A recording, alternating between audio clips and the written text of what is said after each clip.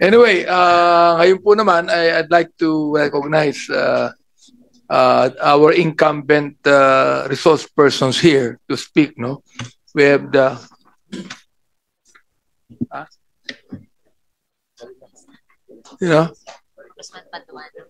Congressman Paduano. Are you recognized? Are you going to say? Yes, we'd like to recognize the presence of Congressman Karap Paduano, who is the chairman of the Committee on Public Accounts. This time, we would like to also recognize to speak before us an incumbent, the General, Police Brigadier General Jericho Baldeo, who is the chief of the PNP HRAO. You recognize Police Brigadier General?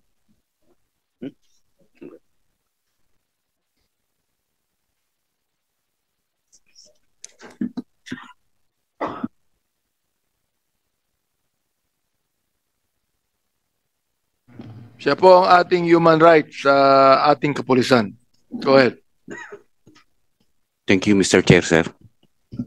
I just would like to give the opening statement of the PNP during this meeting of the House of Representatives Committee on Human Rights.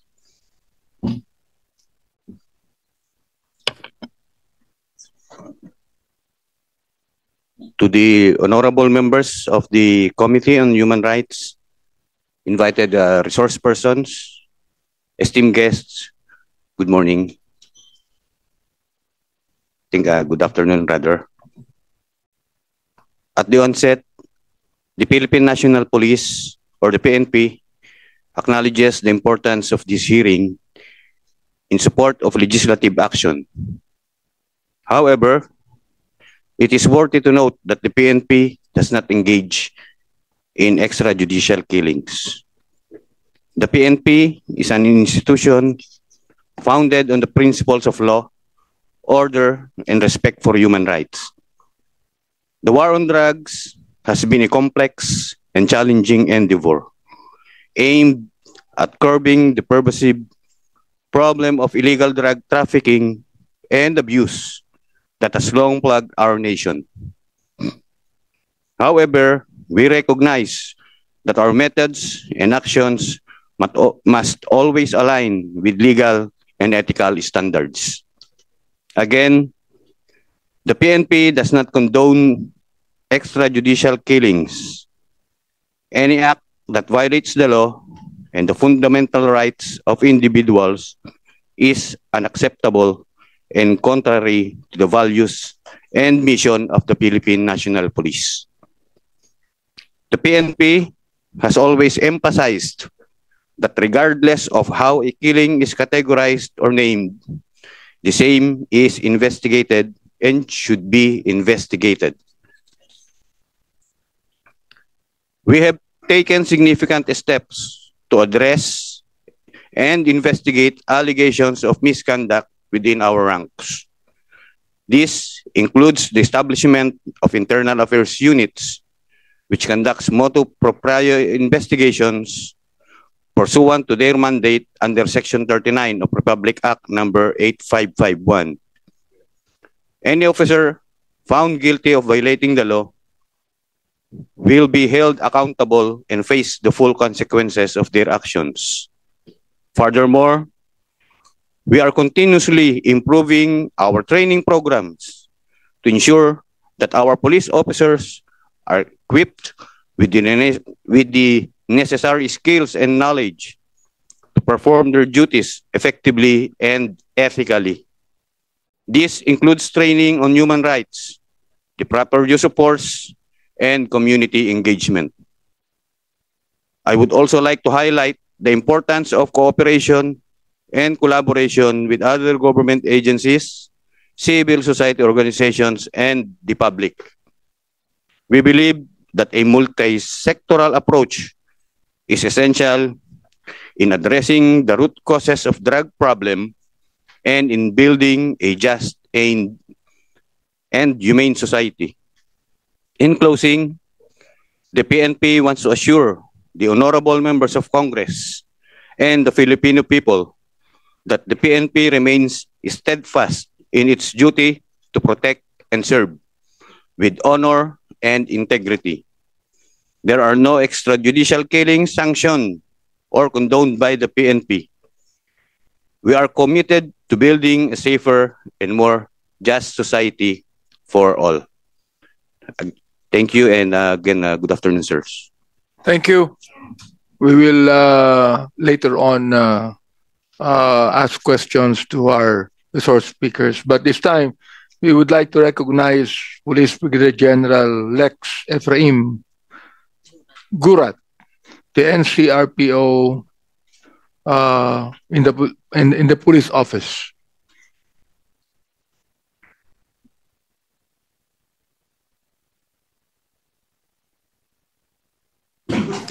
Good afternoon, Your Honors.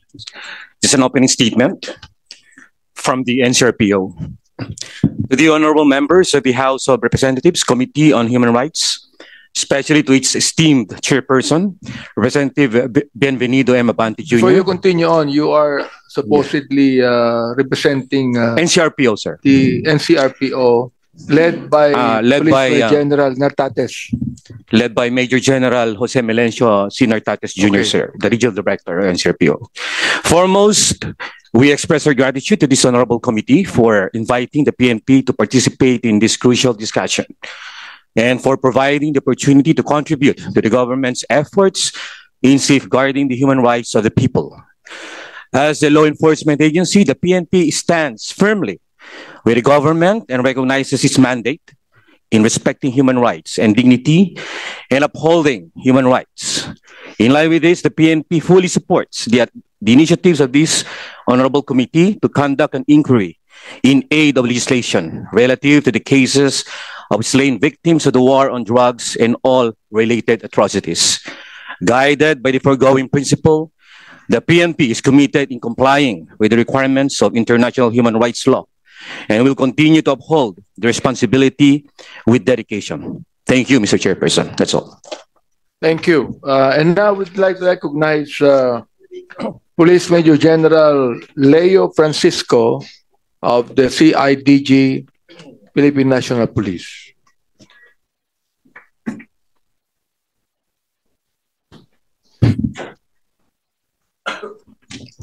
To the honorable members of the House of Representatives Committee on Human Rights, other invited resource persons, and other guests, good afternoon. The Criminal Investigation and Detection Group is committed to monitoring, investigating, and prosecuting crimes involving economic sabotage and other serious offenses that indicate the involvement of highly placed professional syndicates or organizations. The group is also dedicated to upholding human rights and dignity. We recognize the importance of this hearing and its role in supporting future legislative action. That's all, Mr. Chair. Thank you very much. Thank you very much for that statement. O kayo po mga tatlong nagsalita, talagang committed kayo in upholding human rights. Therefore, you're going to coordinate with us in everything, no? I'd like you to know that, okay? Now, I'd like to recognize Police Brigadier General Matthew Bakay of the Director for Investigation and Detection Management, Philippine National Police. Your Honor, members of this committee, other honored guests, magandang hapon po. I am the acting director of the Directorate for Investigation and Detective Management of the National Headquarters, Your Honors. And we will adopt the opening statement made by Brigadier General Baldeo, the Chief of HRAL, since he is our team leader. And I will be ready to answer questions later, Mr. Chair. Thank you. Thank you. Then, of course, we'd like also to recognize Police Major General Romeo Karamat, Area Police Command, Northern Luzon, at the Philippine National Police.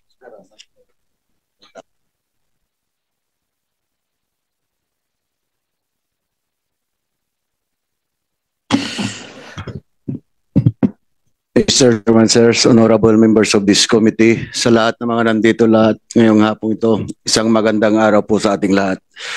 Sir, in behalf of the Area Police Command Northern Luzon, we fully support this committee hearing so that once and for all, this issue on extrajudicial killing ay matapos na. Yan lang po, sir. Salamat. Salamat. Yung din ang nais nating mangyari, ano? Major General. Then, I'd like to recognize Director General Moro Virgilio Lasso of the Philippine Drug Enforcement Agency to speak, please. Your Honor and members of this committee, PIDEA is here to not only to participate, but to ensure its support and assistance to this committee. We have our records with us. We are willing to share this with you when called upon, and we support whatever will be the findings of this committee, Your Honor. All of the victims spoke of the Philippine National Police. Were you also involved with that? Listening through the presentations, Your Honor, there was never a mention of PIDEA. Yun nga, yun ang inaano ko eh. Oh. Yes, Your Honor. All right. Now, we'd like to now recognize the chairperson of the Commission on Human Rights, please, to speak, Chairperson Richard Palpalato. Thank you, Your Honor. Good afternoon, the chairperson of the committee, House Committee on Human Rights, and to the members thereof. The Commission on Human Rights supports the resolution introduced by Representative Raul Manuel, Your Honor. We acknowledge and of course, these proceedings, and we acknowledge that this undertaking is crucial in addressing the serious concerns surrounding human rights violations in the country. The resolution aligns with our mandate to protect and promote human rights, ensuring that justice and accountability are upheld. The CHR stands ready and fully capable to conduct its own independent investigation, as it has been doing and continuously doing. CHR has conducted an investigation of the spate of killings that happened during the previous administration in the course of its campaign against illegal drugs.